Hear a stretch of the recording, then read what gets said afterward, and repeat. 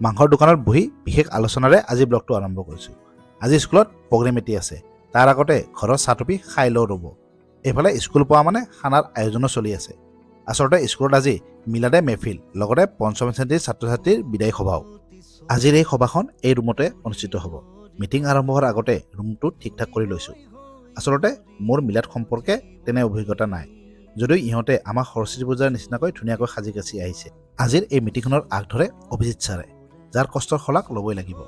অনুষ্ঠানটিৰ লগত সংগতি ৰাখি স্কুলৰ ল'ৰা ছোৱালীবোৰে ধুনীয়া ধুনীয়া নৃত্য পৰিৱেশন কৰে। তাৰোপৰি স্কুলৰ ফালৰ পৰা তেওঁলোকলৈ সৰুকৈ সম্বৰ্ধনাৰ এটি অনুষ্ঠানো ৰখা হয়। ইমান কম দিনৰ ভিতৰত তেওঁলোকে শিক্ষক হিচাপে মোক আদৰি লৈ ইমান মৰম দিয়াৰ বাবে তেওঁলোকৰ মৰমবোৰ সদায় স্মৰণীয় হৈ ৰ'ব। ময়ো এইবোৰৰ মাজত সৰুকৈ ভাষণ দিয়াৰ চেষ্টা কৰোঁ।